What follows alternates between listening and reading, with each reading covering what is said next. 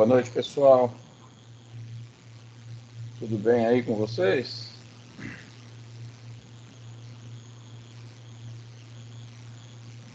Boa noite, professor. Boa noite. Vamos começar nossa aula, então. Depois, conforme o pessoal for chegando, eles vão acompanhando. A gente não consegue cumprir, já esperamos um tempo razoável. Eu vou compartilhar aqui a apresentação.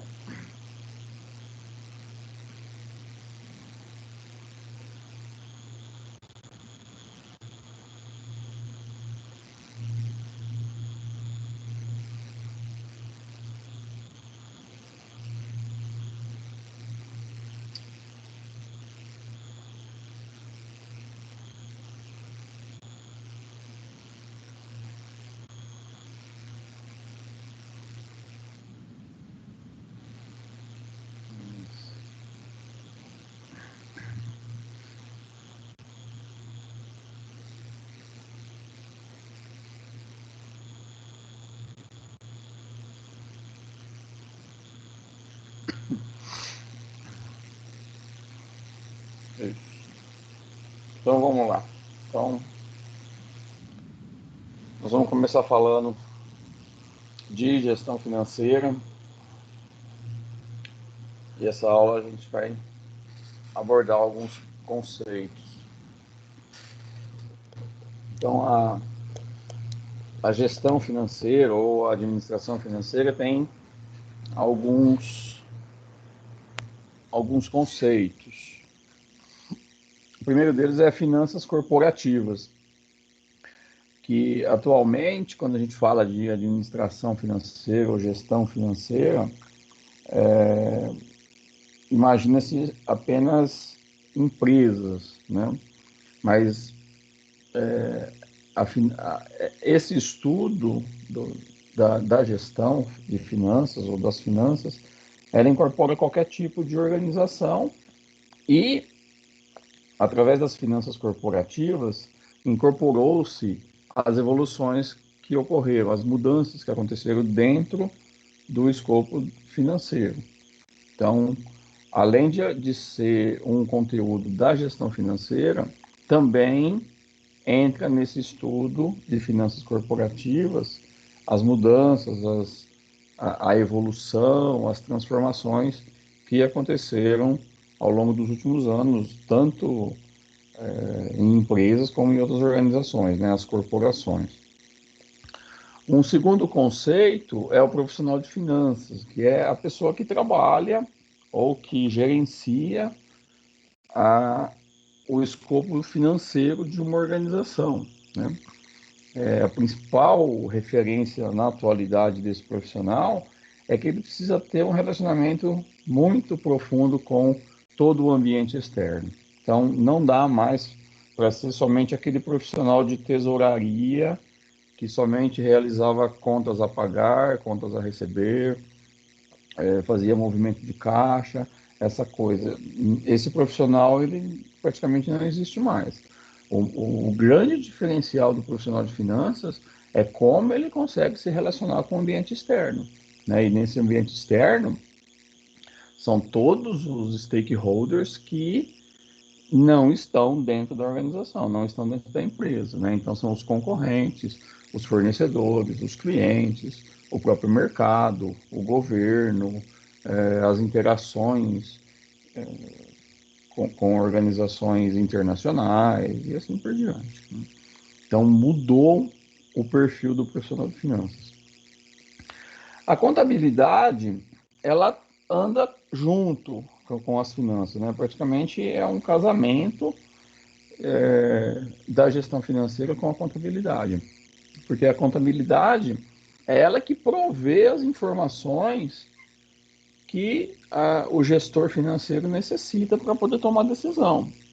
Então, as informações sobre o comportamento de mercado, sobre o comportamento da empresa, sobre os aspectos internos, etc. Todas essas informações vêm da contabilidade. Então, sem a contabilidade, não é possível fazer gestão financeira, porque não se consegue acesso a informações para poder desenvolver ferramentas e poder tomar decisão. Então, finanças e contabilidade é estritamente relacionado e andam junto. E dentro do estudo das empresas brasileiras, né, então a realidade brasileira ela tem algumas particularidades, né, principalmente em relação a ajustes, reflexões, conceitos que existem dentro do Brasil e que são diferentes de outros países. Então, no processo, no contexto de tomada de decisão ou de análises financeiras, a realidade brasileira ela tem um peso considerável em alguns aspectos, né? Alguns aspectos é comum as informações, os ajustes de outros países, mas o Brasil tem algumas características particulares, tá? A gente vai estar vendo um pouco mais. Bom, e aí então o que é finanças, né? Por que a gente estuda finanças? Então, olhando as áreas administrativas, então finanças é um dos pilares, né, da ciência de administração. Então, junto com recursos humanos, marketing e produção, são as quatro grandes áreas da administração, né? E aí eles se relacionam, existem outras sub-áreas, né? Informação, vendas, enfim, estratégia, contabilidade, estoque, meio ambiente, etc.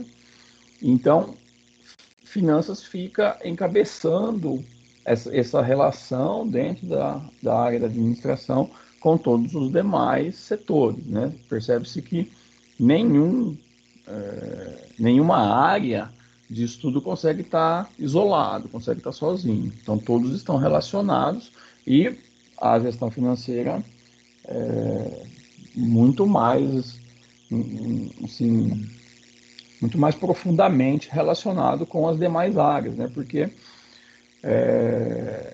a área de finanças tem um escopo que é cuidar do capital, né? Cuidar do dinheiro. Então, esse conceito bem afunilado, né, de cuidar do dinheiro, ele perpassa por todas as áreas da empresa. Então, todas essas áreas estão relacionadas com finanças, né? Porque existem tanto desembolso de dinheiro, né, quanto entrada de dinheiro na organização por esses setores.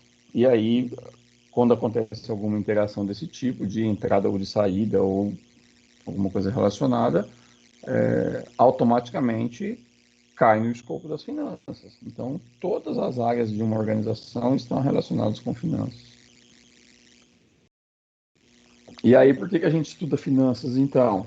Então, porque aí, como eu falei, né, a área de finanças está relacionada com todas as organizações, com a vida de todas as pessoas, com todos os setores. Então, o que vocês imaginarem, existe finanças, todo mundo tem finanças de alguma forma, né, empresas, organizações. Então, organizações que são financeiras ou não, públicas ou privadas, grandes ou pequenas, lucrativas ou sem fins lucrativos, todas essas organizações existe a área financeira. Então, precisa se conhecer os ferramentais e as possibilidades que esse setor possibilita para essas organizações.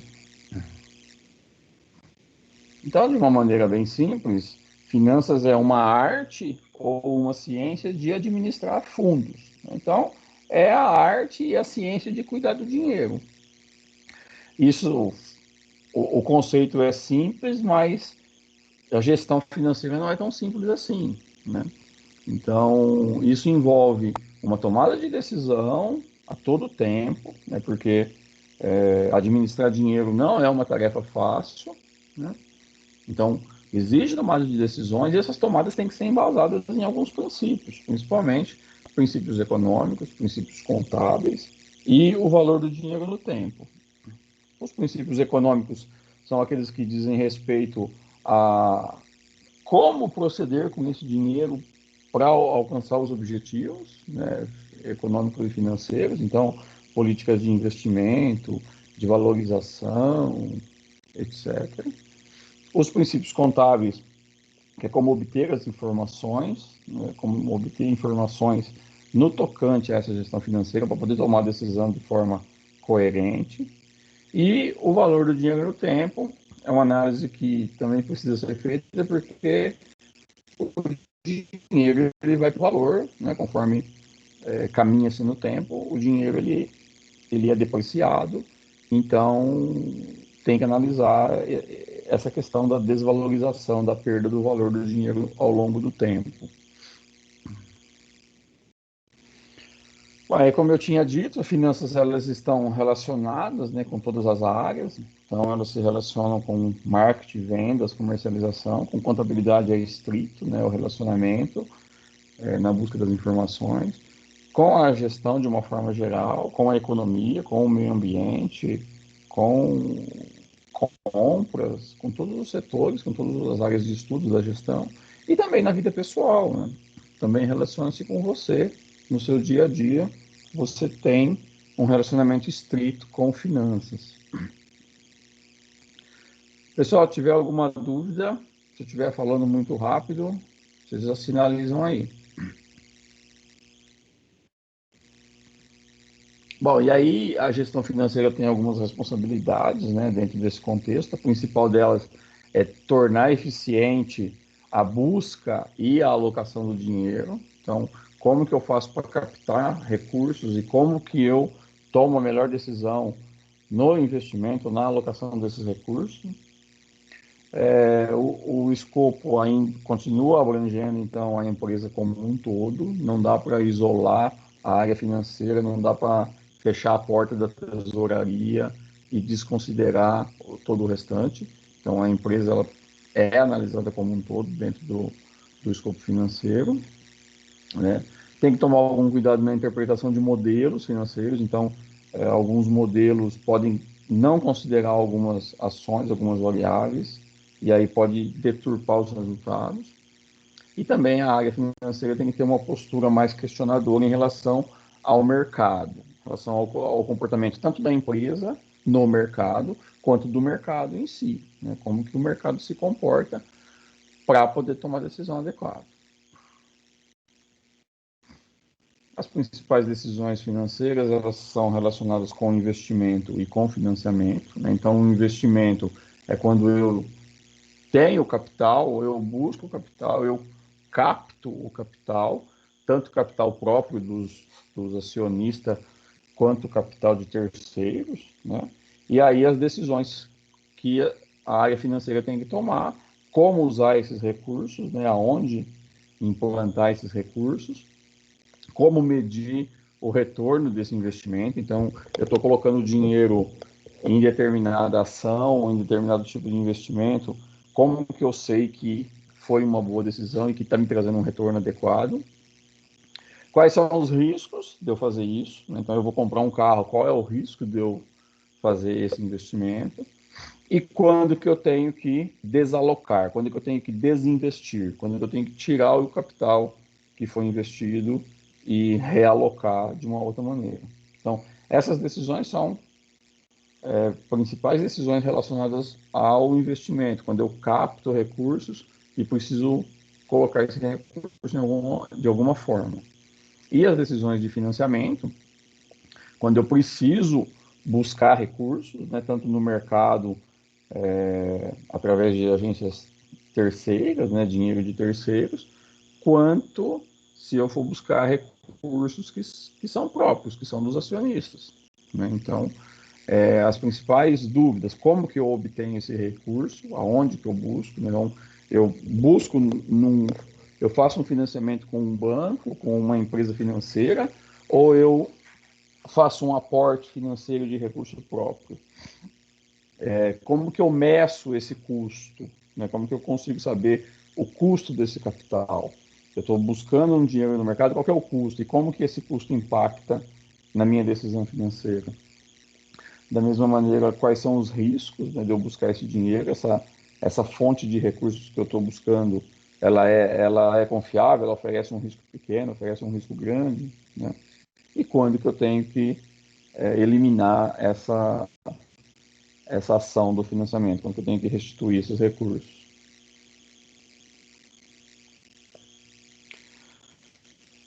Bom, e aí, dentro da rotina financeira, algumas ações se fazem necessárias, né? Então, o planejamento e o controle são duas ações que estão totalmente relacionadas à tomada de decisão financeira. Então, eu tenho que fazer um planejamento financeiro, e aonde vão ter alguns pontos, como a necessidade de expansão, os ajustes, a rentabilidade sobre o investimento que se deseja. Então, todo um plano financeiro que vai ser executado pelas organizações, e o controle é acompanhar a execução desse planejamento. Então, eu fiz um plano de fazer algum investimento ou algum tipo de aporte financeiro, alguma coisa desse tipo, e o controle é o acompanhamento de como que isso está sendo feito e se está acontecendo ou realizado de acordo com o previsto, né? Se não acontece, então eu tenho que intervir e corrigir esses desvios para que o investimento aconteça da forma que foi planejado. Uma outra forma de decisão financeira é a administração dos ativos e dos passivos. Vocês lembram de contabilidade? Vocês sabem o que é ativo, passivo, controle, planejamento? Abra o microfone aí e fala. Professor, bem mais ou menos mesmo. Bem mais ou menos?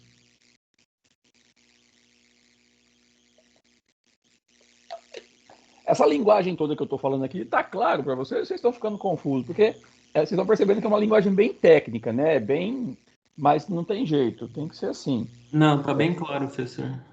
Tá tranquilo?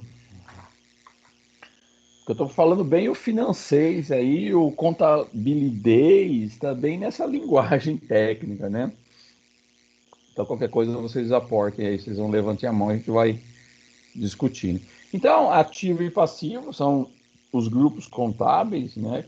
Que a gente divide quando vai fazer balanço patrimonial. Ativos são todos os bens e direitos da empresa e os passivos são todas as suas obrigações. Então, dentro da gestão financeira também acontece a gestão de ativo e passivo, como que eu tenho que administrar os meus bens, né, os investimentos que eu fiz em relação principalmente ao retorno e também ao risco, né, e a administração das minhas contas, das minhas obrigações, como que eu gerencio a forma de pagamento dos meus financiamentos, né? Seja eles de terceiro, seja eles próprios. Aqui em gestão financeira, quando a gente fala financiamento, não é necessariamente um crédito de terceiros, tá? É muito comum hoje a gente entender que financiamento é aquela linha de crédito que o banco fornece ou que alguma instituição financeira fornece para as pessoas para algum objetivo, né? Então, eu vou comprar uma casa e eu busco um financiamento, um carro, alguma coisa assim. Mas dentro das finanças não é somente isso, porque eu posso, quando o acionista ou o proprietário de uma empresa, ele tira um dinheiro que é dele, né, um capital que é próprio, e ele coloca dentro da empresa para algum tipo de investimento, isso também é considerado um financiamento, tá? Porque não é um dinheiro da empresa, é um dinheiro do sócio. E esse sócio coloca o dinheiro dentro da empresa esperando um retorno, né? Então é a relação de investimento com retorno. Então, sempre que aparecer o termo financiamento, pode ser tanto de terceiros, que a gente fala, que é o capital que busca em banco, né? Então, eu preciso comprar uma casa, eu não tenho dinheiro, eu vou até um banco e peço uma linha de financiamento para mim conseguir esse capital. Então, é um capital que é de terceiros que eu estou utilizando. Ou então, pode ser o capital próprio do sócio ou dos acionistas, se for uma empresa de capital aberto, tá? Então, entendam sempre que financiamento tem essas duas vertentes, pode ser próprio, pode ser de terceiros. Então, aqui, a dinâmica, como que acontece, né, no dia a dia, as decisões financeiras, então, o tempo todo, decisões sobre investimento, como que eu aplico os recursos, decisão de financiamento, aonde que eu busco os recursos, e a decisão de dividendos, Dividendos são, vamos dizer assim, é o lucro, né? É o lucro que é entregue para os sócios. Então, essa decisão também ela pode se tornar um financiamento, porque em alguns momentos ou determinados investidores, eles acabam reinvestindo o seu dividendo. Né? Então, eles não retiram esse dinheiro da organização e sim injetam novamente dentro da empresa. Então, esse aporte, essa injeção que eles fazem, acaba sendo um financiamento, como eu já falei, é um financiamento de capital próprio, mas não é um capital que ele tirou dele, mas assim seria o lucro que ele tem direito, o dividendo que ele tem direito, ao invés dele retirar esse dinheiro da empresa, ele faz o reinvestimento. Então, acaba sendo um financiamento, é uma decisão de financiamento também. Bom, e aí, a principal regra dentro das análises financeiras, né, a análise do risco e do Professor, esses retorno. slides vão ficar disponíveis no Moodle? Sim, sim, vou subir tudo lá, tá? Pode ficar tranquilo. Então, a grande tomada de decisão na gestão financeira é em relação ao risco e ao retorno, né? Então, uma regra básica, quando o risco é alto, o retorno é maior, o retorno é grande, né? E quando o risco é baixo, o retorno também é pequeno, tá? Então, a rentabilidade de um investimento, de um negócio, depende de como que é tomada essa decisão. Tá? Se eu quero maiores retornos, eu tenho que correr maiores riscos. Tá? Agora, se eu já sou conservador, eu não quero correr risco, eu quero fazer decisões de investimento ou de financiamento com um risco baixo, então eu já estou sabendo que o retorno também vai ser pequeno, vai ser baixo. Tá? Isso é uma regra básica que acontece em todo o mercado, em todas as ações relacionadas com investimento ou financiamento. Ok? Vocês já viram essa regra de risco-retorno? Sim, senhor. Ok. Bom, e aí existe uma dúvida em relação às análises das informações. Né? Grande parte das organizações faz a sua gestão financeira analisando ferramentas contábeis, principalmente o balanço e o demonstrativo do resultado do exercício. Então, quando se usa o demonstrativo do resultado do exercício, lá no final, né, encontra-se o resultado operacional, que basicamente seria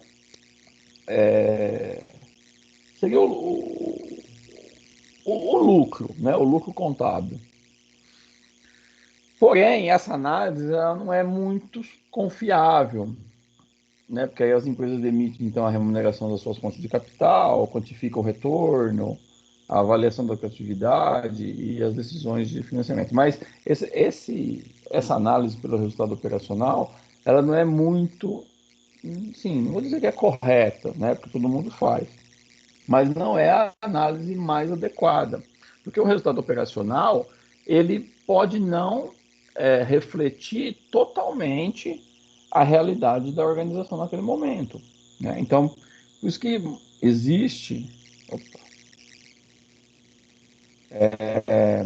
a busca por uma interdependência econômica e financeira. Porque quando eu faço uma análise econômica, então o resultado operacional é adequado. Né? Eu vi lá o resultado operacional no DRE, aquele valor é então o meu lucro, então o valor que eu tenho para poder fazer as análises financeiras que eu preciso, e aí então eu defino a remuneração do capital, o retorno, qual que foi a atratividade do negócio naquele momento, enfim. Mas quando eu mudo para uma análise financeira, então aí é um pouco mais complexo. Tá? Então, dependendo do tipo de análise, se eu for fazer uma análise somente econômica, o resultado operacional atrai. E é isso que a grande parte das organizações fazem, porque utilizam essas ferramentas contábeis. Mas quando eu faço uma análise financeira, só analisar resultado operacional não é adequado, tá? Eu tenho que usar outras ferramentas, outros demonstrativos que me mostrem uma posição financeira mais apurada. E aí, então, a gente chega a qual que é o objetivo da empresa. Eu não vou colocar a resposta, eu vou perguntar para vocês, qual que é o objetivo de uma empresa?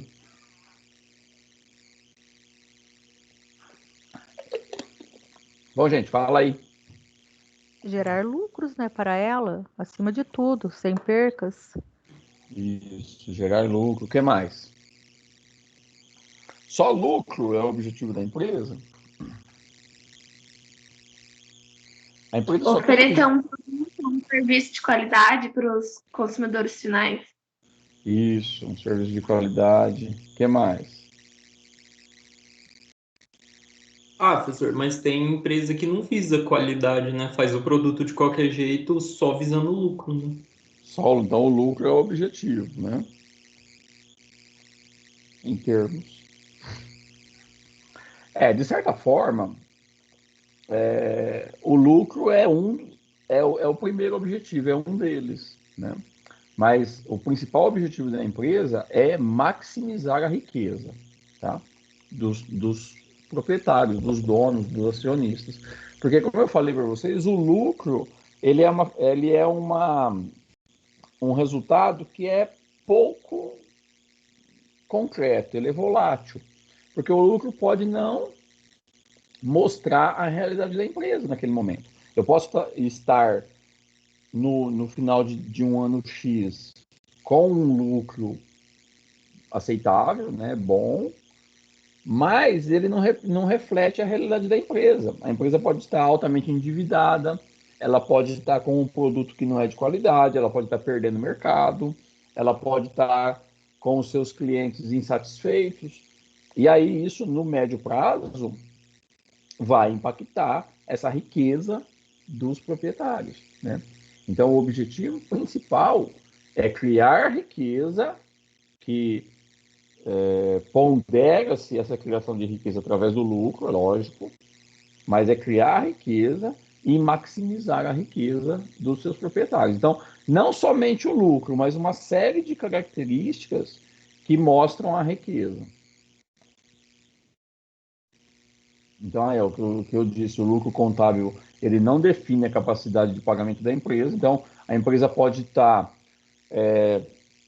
com problemas de pagamento, com problemas de liquidez, né? E o lucro contábil não mostra isso. Não leva em consideração os riscos da empresa e nem os fluxos de caixa. Então, ela pode, naquele momento, naquele ano, ter fluxos de caixa ou de rendimento que são esperados, mas essa projeção não continua, né? E também não representa o desempenho real porque é um componente isolado. Então, se eu analiso somente o lucro, ele não mostra os outros indicadores, ele não mostra endividamento, ele não mostra retorno sobre o capital, enfim, outras ações que são coerentes com a maximização da riqueza. Então, aí, outros tipos de medição do objetivo da empresa, além do lucro, seria analisar, né, fazer uma análise das vendas.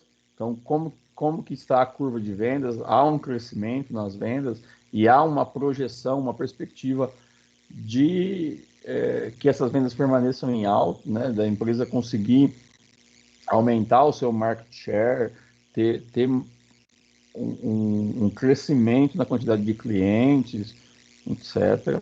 A rentabilidade é um outro indicador, a sua participação de mercado, né, o market share, os níveis de endividamento. Então, como que esses níveis de endividamento estão em relação ao lucro, em relação às vendas, em relação à rentabilidade. E quanto maior a participação do endividamento, menor vai ser a maximização da riqueza, né? Então, vai comprometendo a criação de riqueza pela empresa.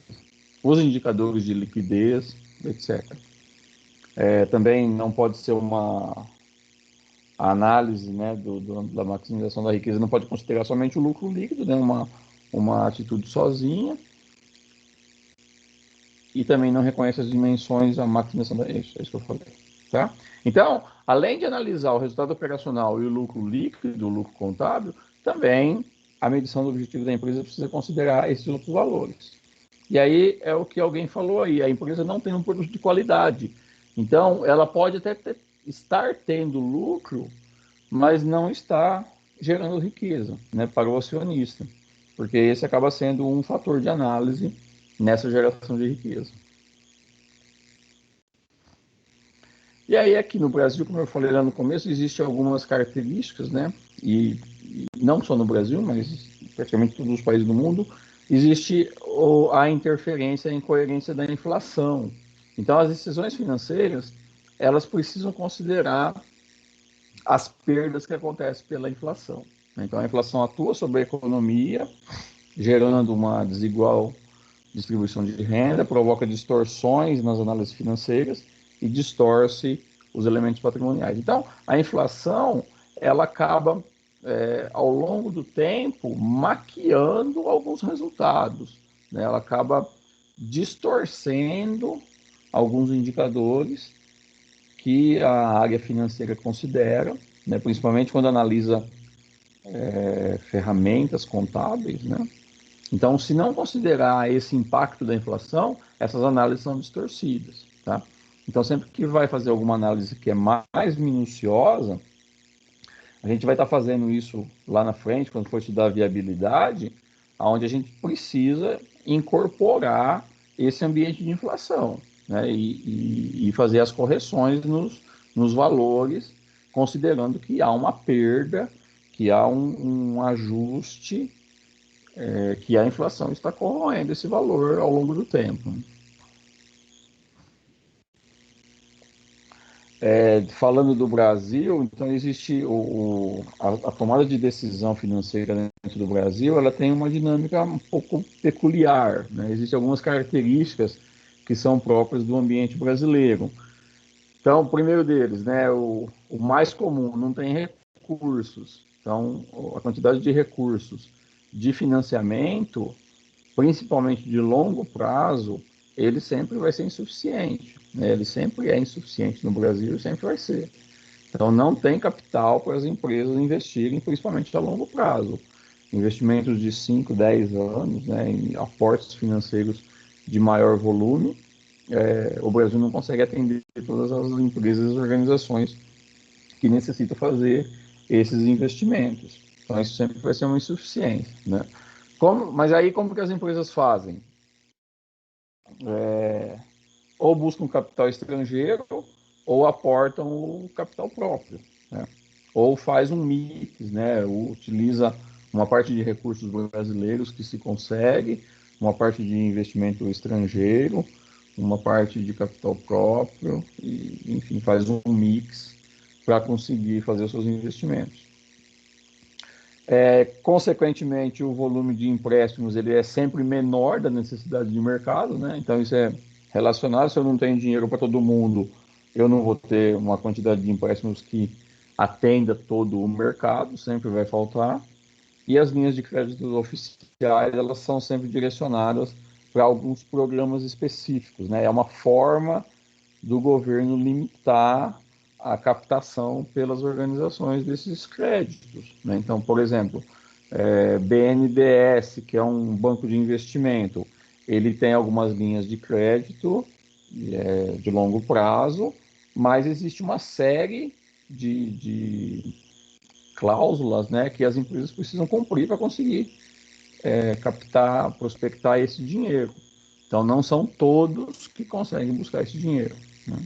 Então, é um mecanismo de proteção que o governo utiliza para poder ser mais seletivo na concessão desses valores de financiamento.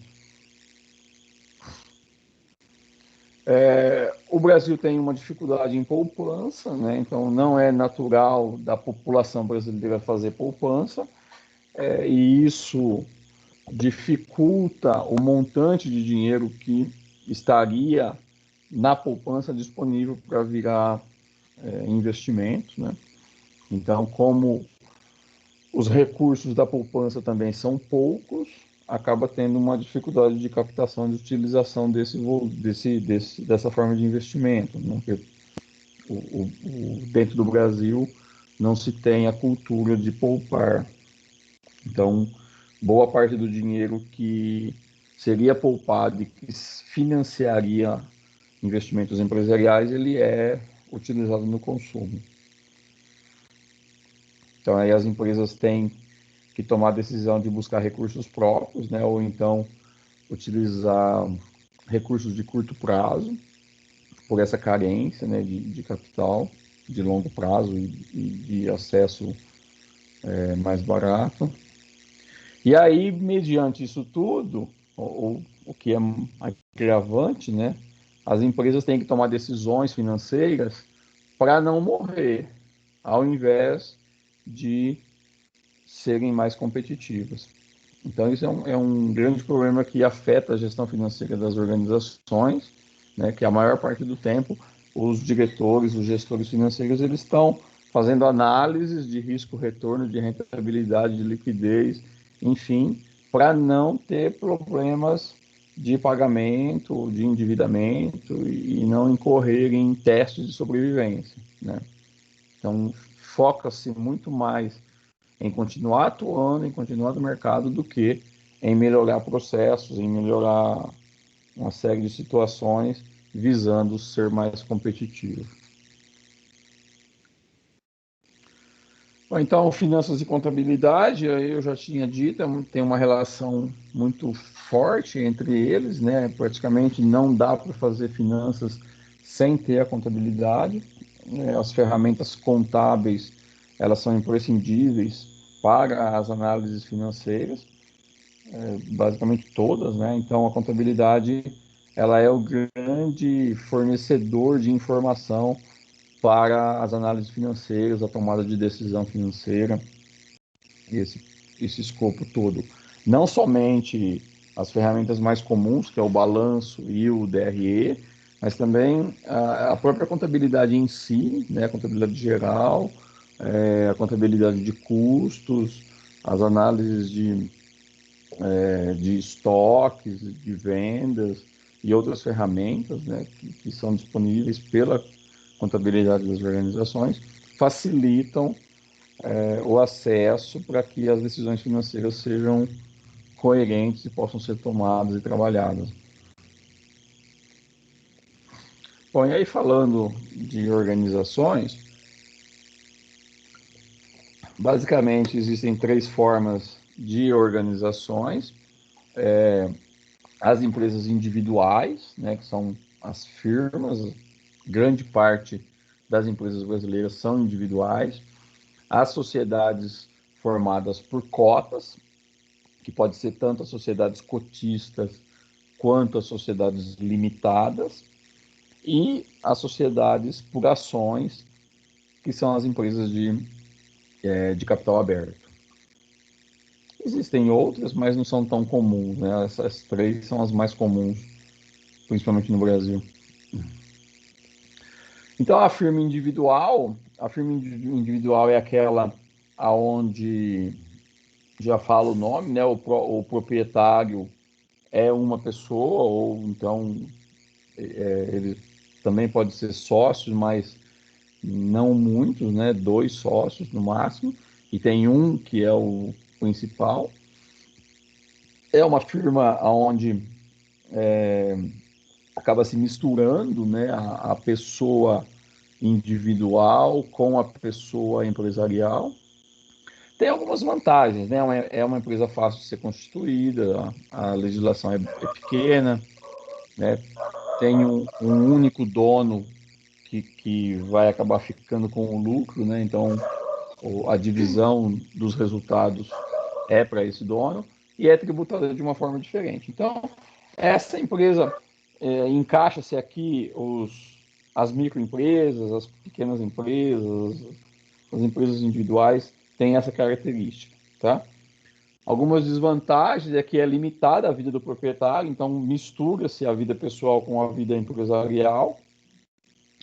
Ela não tem um patrimônio líquido isolado, né? Então o patrimônio da empresa é o patrimônio do proprietário, então a riqueza não é da empresa, a riqueza é da pessoa, né? A responsabilidade desse dono, ela é ilimitada, então ele vai responder por todos os aspectos da empresa. E existe uma dificuldade nos direitos de propriedade, né? Então não tem como mensurar essas ações de propriedade. Alguma pergunta? Alguém abriu aí? Pode falar. Não, senhor, professor. Beleza? Ficou claro que é uma firma individual? Sim? Sim. Ok, Sim. beleza. Bom, o segundo tipo são as sociedades cotistas, né, ou as sociedades limitadas. Então ela já tem, não é mais um único proprietário, mas já existe pelo menos mais um, né, ou mais. Em virtude dessa composição, eles têm mais capital disponível. De certa forma, também é fácil de se abrir uma sociedade por cotas. E os rendimentos tributados, eles são divididos, né, entre os cotistas.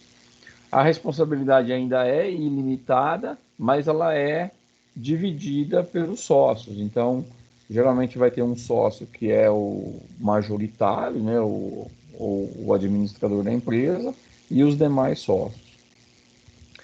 Essas sociedades, elas terminam quando há uma quebra, né, principalmente quando tem alguma disputa e necessita-se vender a sociedade, ou então quando tem morte de um dos sócios. E também tem uma dificuldade para transferir, porque é muito robusto, né, a formação dessa empresa com o proprietário. Tá? Então, a diferença da empresa individual é que aqui tem mais de um sócio e o aporte que é feito por esses sócios no início é transformado em cotas e cada sócio tem uma quantidade de cotas e aí aquele que tem mais cotas ele tem um poder maior do que os demais, né? Geralmente o maior cotista é o administrador da empresa, é o gerente, é o diretor, e os demais dividem as outras responsabilidades dentro da organização. Enfim, a sociedade por ações, né, que são as corporations, elas não têm um único sócio, mas elas têm inúmeros sócios, né? A caracterização dessa sociedade acontece pela quantidade de ações que cada sócio possui, e a gestão da empresa não é feita pelos acionistas, mas sim por executivos, né? Existe um corpo executivo que é nomeado por um conselho de administração e aonde esses executivos é que realizam a gestão da empresa. Não são os acionistas, porque pode existir milhares, milhões de acionistas, dependendo do porte da empresa, da quantidade de ações que ela disponibiliza no mercado. Então, a responsabilidade de cada acionista ela é limitada à quantidade de ações que ele possui. Perde-se a relação com a vida pessoal, né? Então, a pessoa ela responde somente pelas suas ações, não tem mais nenhuma relação com a sua vida pessoal, com bens pessoais, etc. Né? Então, tem essa separação. Aí tem uma separação dos acionistas com os administradores, então os administradores não são os proprietários, geralmente eles são executivos contratados, são funcionários, né? Transfere-se a propriedade facilmente através da venda das ações, então qualquer acionista vende as suas ações e transfere a propriedade que ele tem nessa sociedade para um novo sócio. É relativamente fácil. E também apresenta a facilidade de levantar capital por essa característica de ser por ações. Né? Então, eu vendo as minhas ações, ou então eu insiro uma quantidade nova de ações no mercado e vendo essas ações e transformo essas ações em capital e levanto esse dinheiro para objetivos de financiamento ou qualquer outra forma de de decisão que se necessite. Uma das desvantagens é que há essa separação, né, entre os sócios e os gestores. Então, os proprietários não são os executivos da organização, eles participam da gestão, mas eles não tomam as decisões, né, principalmente na execução, né, a execução é feita pelo corpo gerencial, e em algumas situações acontece a dupla tributação, onde a organização ela paga os seus tributos, né, de acordo com as regras, e também os acionistas são novamente tributados, principalmente quando eles fazem aportes ou quando eles retiram os dividendos. É isso. Dúvidas desse comecinho? Não acabou não, tá? Alguma dúvida desse começo, dessa primeira definição? Essa aula é chata, porque é muita teoria, né? É muito conceito, é muito termo técnico. Eu cortei bastante coisa para não ficar muito. Eu acho que a gente tem que fazer uma coisa mais prática para ficar mais fácil. Então eu cortei metade dessa aula e a gente vai fazer ela mais para frente, a hora que vocês estiverem mais ambientados com esses termos, essa coisa toda. Mas esse pouquinho que eu falei aí não dava para tirar, para a gente poder começar essa introdução sobre o assunto, né? Ficou alguma dúvida? Algum questionamento? Tá tranquilo?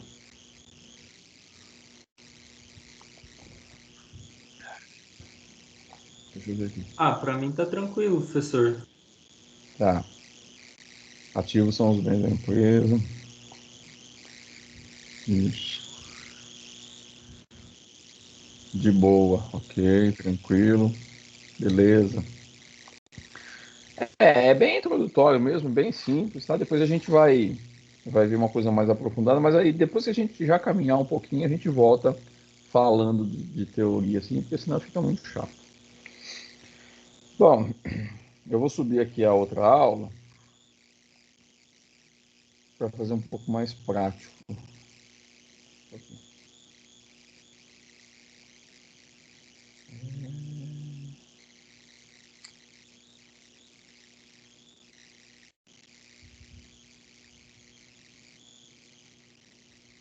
Não.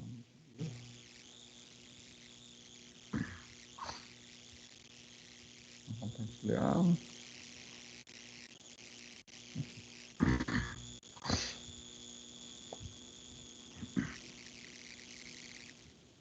Isso. Vocês estão vendo? Sim. Sim. Hoje a gente vai até às 9, né? Então vamos lá. Então, eu cortei um pouco da primeira aula para já fazer da segunda, porque aqui é uma parte mais prática, onde a gente consegue entender essa teoria que eu expus aí, e muita coisa que eu ia ter que falar. Acho que vai ficar um pouco mais claro para vocês, a gente falando um pouco mais prático. Então, essa aula sobre demonstrações contábeis, isso aqui vocês já estudaram ano passado, mais uma recapitulação do assunto, e depois a gente vai estar usando essas ferramentas para começar a fazer algumas análises, tá? Então, as principais demonstrações contábeis, existem várias, né? O balanço patrimonial, a demonstração de mutações patrimoniais, a demonstração de lucros e prejuízos, o resultado do exercício, a origem dos recursos e notas explicativas. Essas são todas as demonstrações que as empresas de capital aberto, as SAs, as sociedades por ações, elas são obrigadas a fazer. Então, são demonstrações financeiras que são obrigatórias para todas as empresas que têm capital aberto, ou seja, todas as empresas que operam em bolsa de valores, que comercializam ações, elas têm que todo ano fazer todos esses relatórios e publicar em meios oficiais de acesso a toda a população, né? Antigamente, antes da internet ser evoluída como é hoje, era obrigatório as empresas publicar tudo isso em jornais. Então, se você pegar o jornal no mês de dezembro, no mês de janeiro, e tinha páginas e páginas com balanço patrimonial, com demonstração de mutação, com DRE, essa coisa toda, né? Hoje as empresas fazem isso basicamente todos os dias em sites, né, ou sites da empresa, ou sites econômicos, sites financeiros. Os resultados dessas demonstrações ficam lá o tempo todo, em tempo real, online, para que qualquer pessoa possa consultar. O balanço patrimonial é a principal ferramenta contábil para mostrar informações relacionadas a bens, direitos e obrigações da empresa, né, e o seu patrimônio. Então, ele consta de 3 partes, né, o ativo, o passivo e o patrimônio líquido. Vocês lembram disso aqui tudo? Estou falando alguma coisa diferente? Vocês estão entendendo tudo isso? Não, a gente viu isso ano passado, sim. Tá, se vocês não souberem isso, vocês vão patinar, tá? Então, se tiver dúvida, vocês vão ter que estudar o que estudou ano passado para lembrar, ok? Não assim aprofundadamente, mas esses conceitos, essas definições, vocês precisam lembrar, tá? Se vocês tiverem alguma dificuldade, é bom fazer uma revisão aí, porque a gente vai trabalhar com essas ferramentas, vocês precisam entender esses conceitos, tá? Então, o ativo divide-se em 3 grupos, né? O circulante, o realizável a longo prazo e o permanente. O passivo se divide em 2 grupos, o passivo circulante, o exigível de longo prazo, o resultado de exercícios futuros, né? Acaba também entrando aqui, e o patrimônio líquido, reserva de capital, reserva de lucros e lucros ou prejuízos acumulados. Tá? Então, esses são os principais grupos do balanço patrimonial. Bom, então, falando de cada um desses componentes, o ativo circulante é o dinheiro que a empresa tem, né? Então, são as disponibilidades, créditos, estoques e as despesas que são antecipadas. Então, disponibilidade é o dinheiro em caixa, créditos é dinheiro de curto prazo que ela tem para receber, né? Que ela pode transformar em dinheiro, tem alta liquidez. E os estoques que a empresa mantém, que pode ser transformado em matéria-prima, ou pode ser transformado em produtos acabados, ou então estoques de produtos acabados prontos para venda, e despesas antecipadas, que são aquelas despesas que a empresa já proviu o pagamento e ela paga antecipadamente, né? Então, os principais grupos do ativo circulante. Então, são contas de realização em até 1 ano, tá? Então, tudo isso roda, transforma, converte, muda em 12 meses, ok? Então, é bem de curto prazo. E aí, aqui uma explicação, né? Quando eu falo realiza em contabilidade, transforma, muda, né? Então, o que isso significa? Os créditos que a empresa tem, ela recebe, ou então ela consegue baixar, né? Ela transforma esse crédito em dinheiro, em capital. Os estoques de matéria-prima, quando eu realizo, eles entram na produção. Os produtos acabados, quando eu realizo, eles são vendidos. As despesas antecipadas, quando eu realizo, elas são transformadas em despesas do exercício. E o imobilizado, quando eu realizo, ele é depreciado. Tá? Então, realizar é converter, transformar uma situação em outra dentro do mesmo exercício de 12 meses, dentro do mesmo ano. As disponibilidades, elas englobam, então, o dinheiro, né, o capital da empresa, saldo bancário, aplicações de resgate imediato, o próprio dinheiro, né, em espécie, cheques predatados, contas a receber em curto prazo, etc. As aplicações financeiras, então, são investimentos que a empresa tem dentro dentro do período, né? Então pode ser letra de câmbio, pode ser CDB, debêntures, etc. Aplicações em ações, em ouro, etc. Aplicações financeiras, né? Então, se o valor líquido da realização na data do balanço for menor do que o valor contábil, então tem que fazer o ajuste e aí pode ser um prejuízo, né? Então, a empresa faz uma aplicação financeira e quando ela retorna essa aplicação, aquele valor que retornou, ele não pode ser menor do que o valor que foi aplicado, né?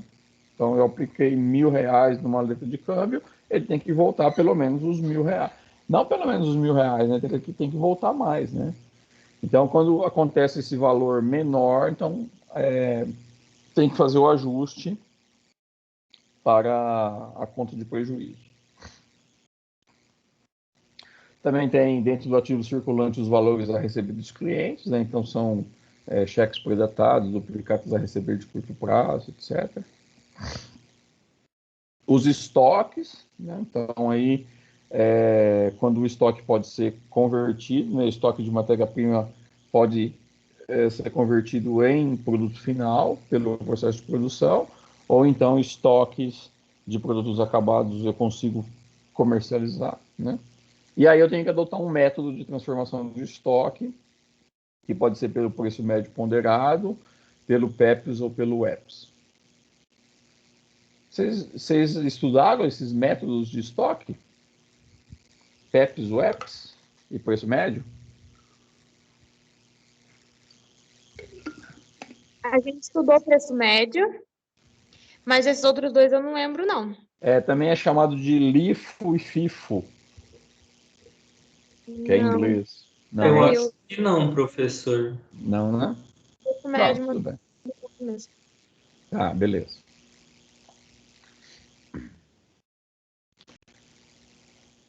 Despesas antecipadas.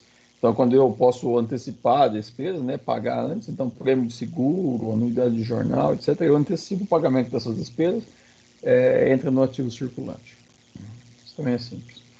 Aí o ativo realizável de longo prazo, então são principalmente créditos quando as empresas possuem filiais ou coligadas, controladas, então tem aquelas transferências de valores, né? Então é um ativo que ele perdura por mais de um período, né?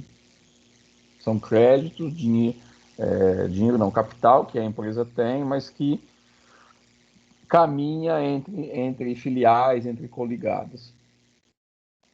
E os investimentos, então eles fazem parte do grupo do ativo permanente, né?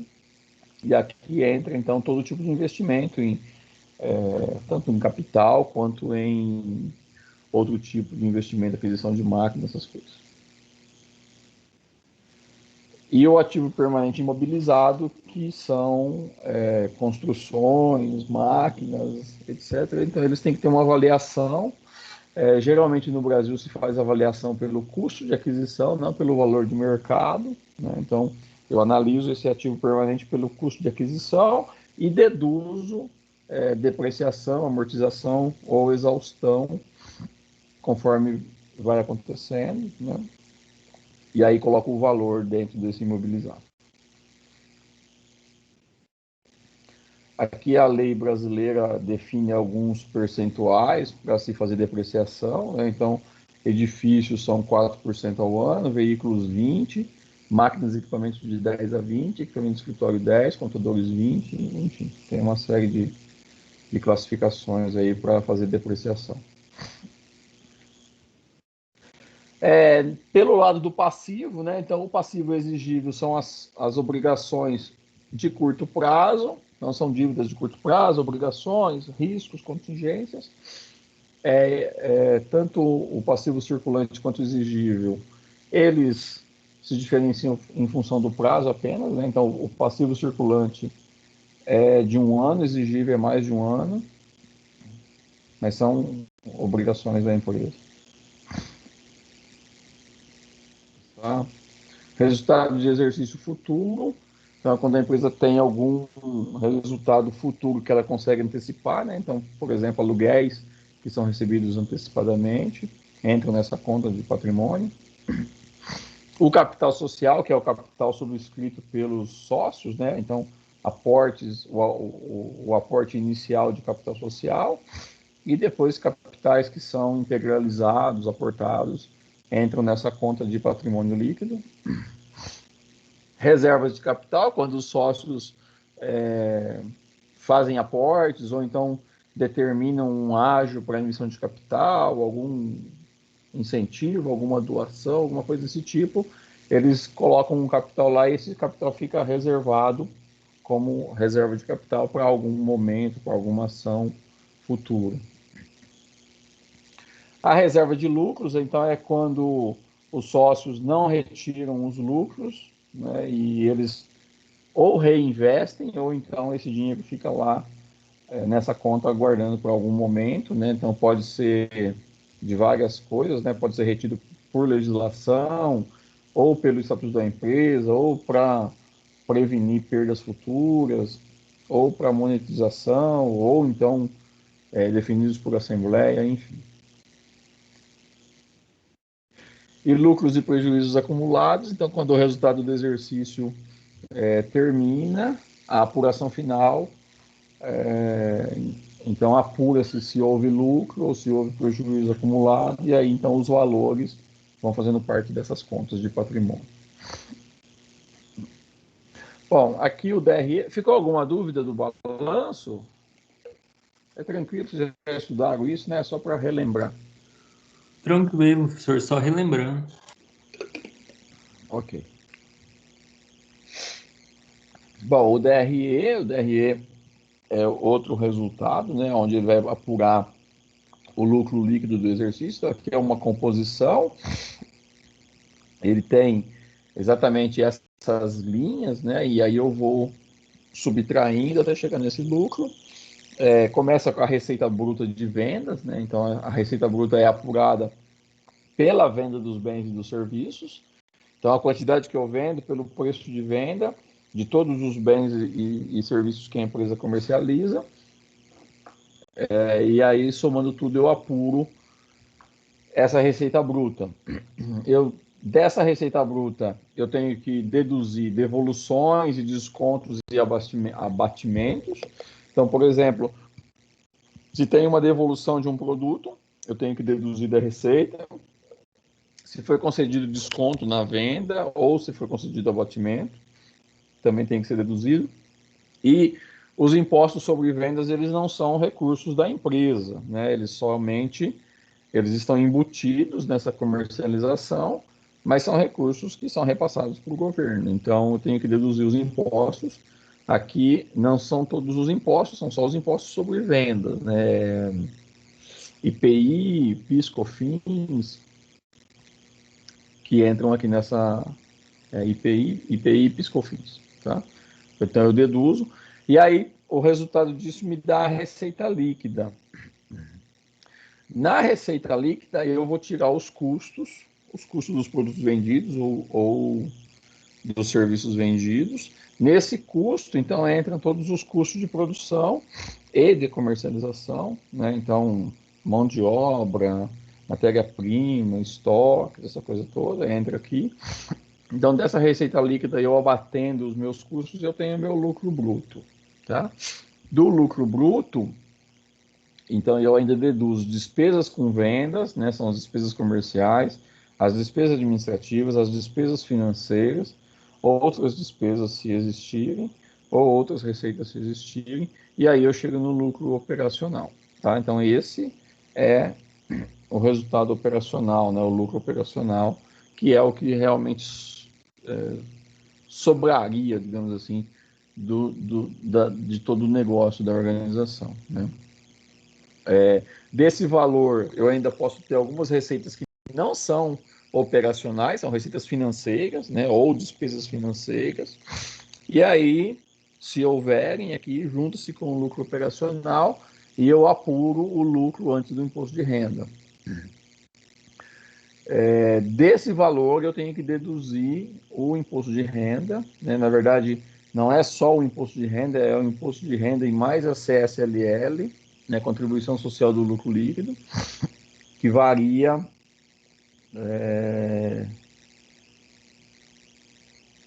15 com 9, 23 e 25 com 9, 34. Varia de 23% a 34%, tá? Esse imposto de renda. Então, do meu lucro eu tiro a provisão do imposto de renda e aí, então, o lucro líquido do exercício, que seria o valor que é destinado aos acionistas. Bom, então o DRE, a finalidade dele é apurar o lucro do exercício, né, ou o prejuízo se for um resultado negativo. Ele tem os valores apurados pelo regime de competência, então dentro do período de um ano, né, tudo que foi pago dentro do período de um ano, e o resultado líquido é transferido para a conta de lucros ou de prejuízos acumulados. Então, esse resultado vai para a conta de patrimônio líquido, na conta de lucro ou prejuízo acumulado. E aí as duas ferramentas, né, elas trabalham integradas, elas trabalham juntas. Então, o balanço patrimonial, ele mostra uma posição estática, né, de determinado momento. Então, ele mostra a realidade da empresa em um momento específico, né? Antigamente se fazia o balanço anualmente, então mostrava a posição da empresa naquele ano, naquele período de 12 meses. Atualmente as empresas fazem isso em períodos menores de tempo, né? O acompanhamento ele acaba sendo diário, né? Pelas ferramentas instantâneas que existem hoje, né? Mas a publicação dos resultados geralmente é trimestral. Então, as empresas de capital aberto elas publicam os seus balanços a cada 3 meses e mostram essa posição para os seus acionistas para que a tomada de decisão possa corrigir desvios, né? Se tiver alguma coisa que está inadequado. Mas, de forma prática, esse acompanhamento ele acaba sendo diário ou semanal, porque as empresas não podem esperar 3 meses para tomar uma decisão de algo que estiver errado, né? Então, essa decisão é bem simultânea. E o DRE apura se teve lucro ou prejuízo naquele momento. Nossa, eu falei demais e falei rápido demais também. Nem tem mais uma aula ainda. Pessoal, tem alguma dúvida disso? Não, senhor. Isso é muito fácil, né?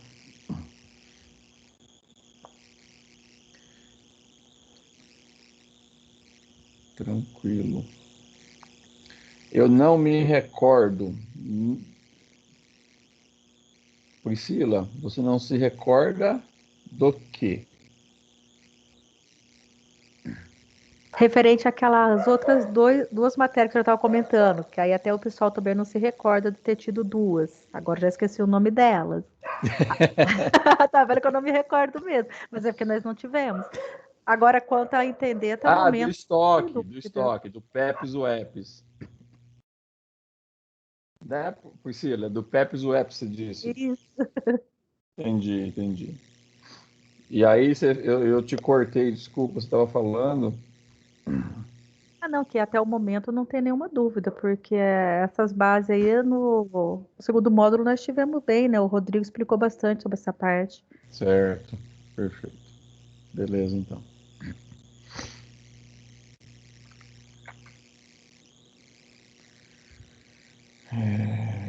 Deixa eu tirar essa tela aqui.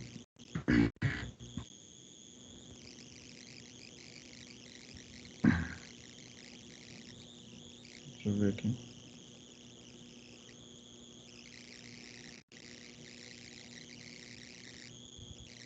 Ah, você teve PEPs ou EPs com o Dias. Ok.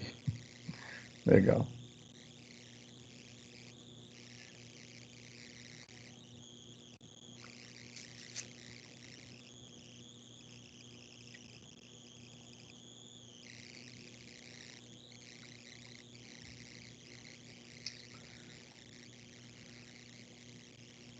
Não está aparecendo aqui a planilha. Vamos lá de novo.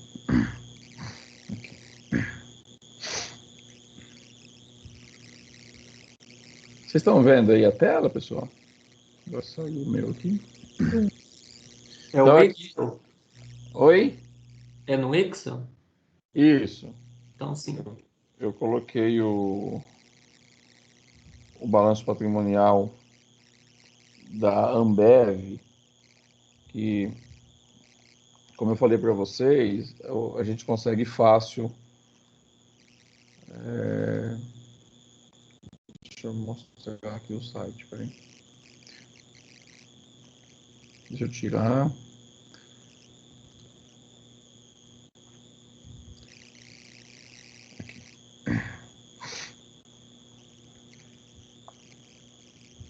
Vocês estão vendo o site? Sim, pessoal. Sim. Sim. Sim. Então, ó, esse é um site, o Investing, que aqui tem informações das empresas. Então, eu selecionei aqui a Ambev. Aqui mostra o comportamento dela na bolsa, né? Então, hoje a ação fechou 15,59 com alta de 0,29 e 1,9%. Que mostra a Bovespa, enfim, tem informações aqui. E aí aqui, olha, tem a demonstração dos resultados, né? O DRE da Ambev, anual e trimestral. E ela tem trimestral os 4 trimestres de 2020. Ainda não fechou o primeiro trimestre de 2021, né? Então, tem os 4 trimestres de 2020 e anual, ela tem os últimos 4 anos.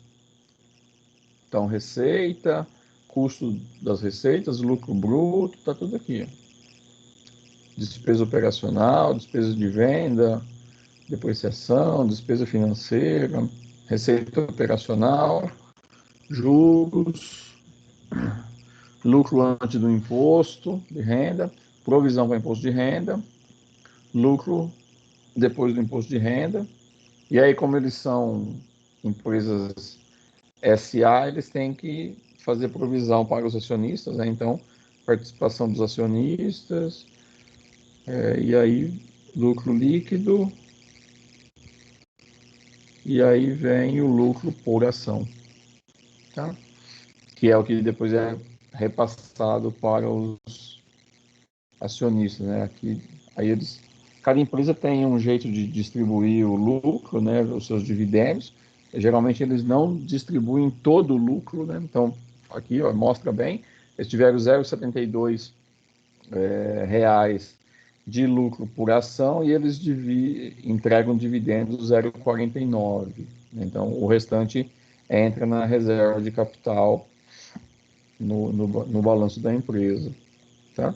Então, tem essa informação aqui aí dos outros anos, tem essa informação disponível aqui em tempo real, e aí qualquer uma das empresas que atuam na Bolsa tem disponível. Esse site aqui é bem completo, mas existem outros que também trazem essas informações. E aqui ó, tem outras ferramentas, o balanço patrimonial, fluxo de caixa, tem todos aqueles relatórios que as empresas são obrigadas a entregar. Deixa eu olhar o balanço.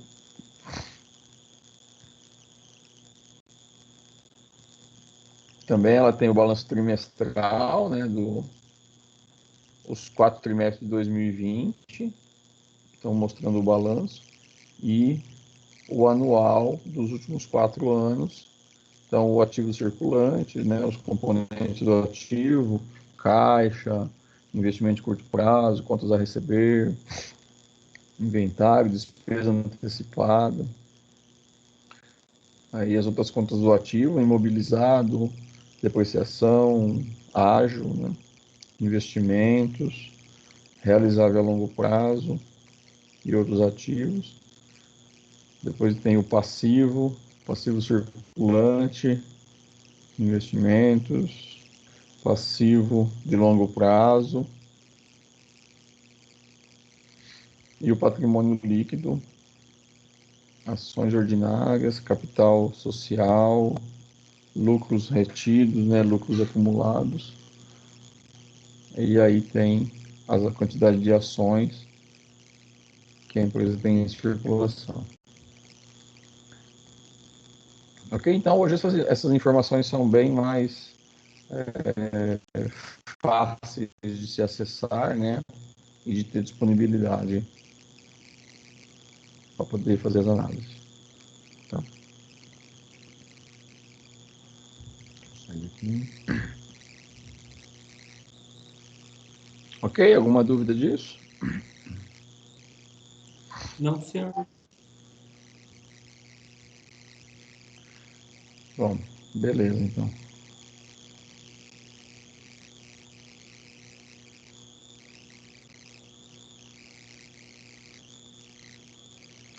Bom, pessoal, então era isso que eu tinha para hoje. Acho que eu andei rápido, né? Mas é um conteúdo que vocês já conhecem, então é só uma introdução. A gente vai estar, agora na próxima semana, já fazendo algumas atividades usando esse conceito inicial e balanço patrimonial demonstrativo do resultado, aí já fazendo algumas análises financeiras. A gente vai começar com, acho que análise de indicadores financeiros, tá? Ok? Bom, se alguém quiser comentar alguma coisa, tirar alguma dúvida, pode abrir aí e falar.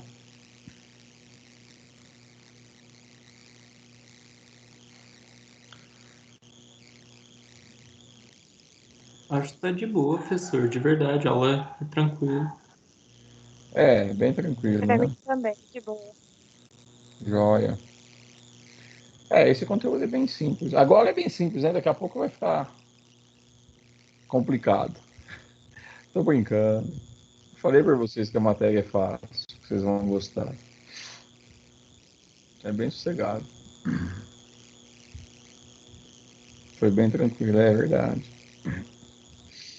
Essa parte de ferramentas contábeis, né? Então, acho que vocês já se assustaram o semestre passado, né? Aquela que vocês foram montar lá na aula de contabilidade, entender essa linguagem toda aí de ativo circulante, ativo realizável, passivo exigível, patrimônio líquido, reserva de capital, esse monte de termo, né? Aí ficou assustador, né?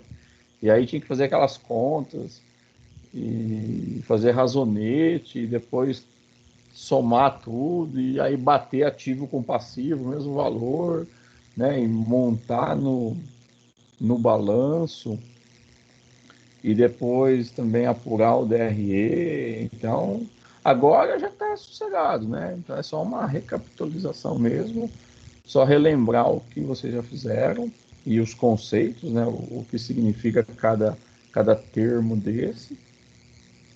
E aí a hora que a gente começou a fazer as análises, então assim, é tranquilo de fazer, mas tem que tomar um cuidado para não confundir os termos, né? Então, por exemplo, se é ativo circulante, não usar ativo realizável, né? Então, esses cuidados básicos aí para poder fazer uma análise adequada.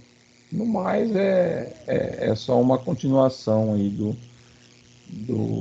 dos termos contábeis, né? Como eu falei, para fazer finanças precisa da contabilidade, então, se você entende bem a contabilidade, você consegue fazer bem as finanças, né? Não tem muito problema. Se você conhece a informação que você tem, você consegue tomar decisões adequadas, né?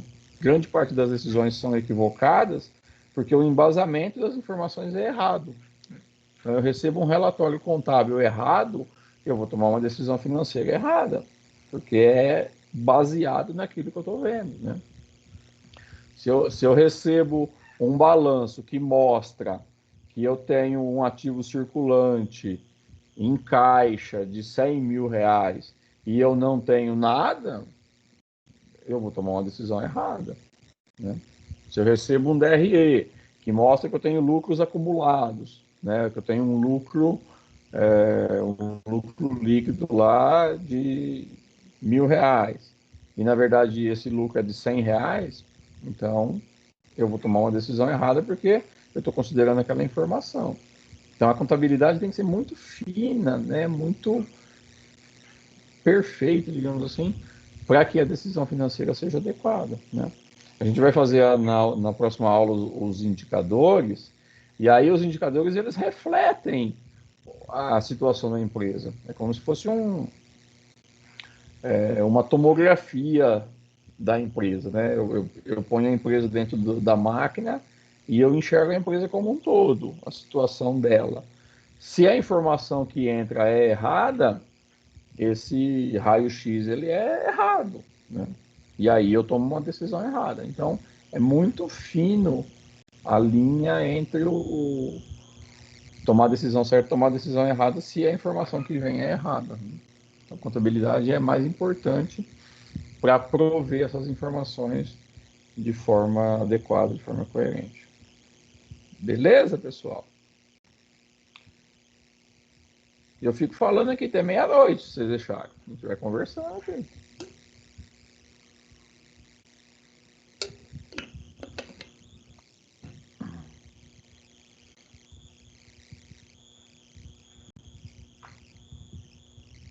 Ok. Bom, então eu acho que tá bom, a gente pode encerrar. E aí a semana que vem a gente começa fazendo as análises, ok?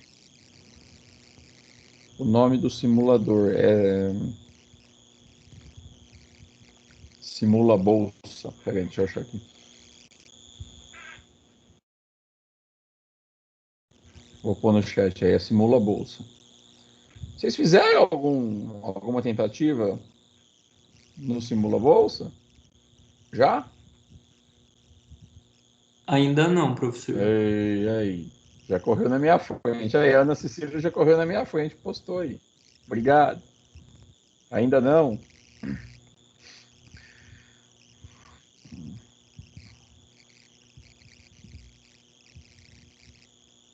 Isso. Aí, o Zé Otávio, a Ana Cecília postou aí. Valeu. Pessoal, então tenta, tá? Entra lá, só para vocês já irem conhecendo. Uma dica, assim, não deixa... Não vão deixando as coisas muito na beiradinha, porque depois dá erro, tá? Então, se você tem um tempinho, já começa a fazer. Daqui a pouquinho eu já vou começar a soltar as atividades no Moodle, e aí é perigoso vocês deixarem mais para o final, tá? Ainda mais vocês estão no terceiro período. Vocês devem estar cheio de coisas para fazer já, né? Então tomem cuidado para ir fazendo, vai fazendo. Entra no site, já faz o cadastro, dá uma olhada, eu já expliquei ontem como que funciona mais ou menos. Já faz uma movimentação, compra os prazos. Olha na apresentação de ontem, na aula, eu não postei a aula de ontem porque já tem o vídeo lá, tá? Lá na apresentação do PowerPoint e no vídeo de apresentação do contrato, tem tudo isso daí, todas as datas estão lá, tá? As finais. As iniciais, por exemplo, fórum, podcast, filme, eu vou soltando conforme a gente vai trabalhando. Então, a gente trabalha o assunto, aí eu coloco a atividade lá relacionada e aviso vocês. Tá? Então, por exemplo, a gente trabalha um assunto que eu quero fazer um podcast. Aí eu coloco no Moodle, disponibilizo, aviso vocês, o podcast 1 já está disponível. Vocês entram lá no Moodle e aí vocês vão fazer. E aqueles prazos que estão lá no slide da apresentação é o prazo final, tá? Mais ou menos 15 dias. Mais ou menos, não tem uma regra, não, mas assim, eu costumo dar um prazo longo, tá? 15, 20 dias. Se eu ver que a atividade é muito maior do que eu pensava, eu aumento o prazo também, não tem problema, tá? Então, tomem cuidado só para não deixar acumular, porque senão depois, às vezes vocês acabam perdendo pontos aí de bobeira, né? Porque são atividades simples de fazer, mas vocês têm várias disciplinas para trabalhar e os professores vão estar pedindo várias atividades. Então, daqui a pouquinho, vocês vão ter um monte de coisa para fazer, de várias disciplinas, né? Vocês vão ter TCC também. E aí começa a apertar e aí vocês acabam ficando meio complicado para fazer tudo. Tá? Então, a gente não tem nenhuma atividade ainda, entra no Simula Bolsa, dá uma olhada. faz uma movimentação lá para você ver como é que é, né? Compra uma ação, deixa lá de um dia para o outro, aí no outro dia você vê se você ganhou alguma coisa, se perdeu, e aí vai tocando, tá? Vai fazendo, que fazendo um pouquinho por dia é mais tranquilo do que deixar tudo para o final, ok? Beleza, gente? Beleza, professor. Beleza.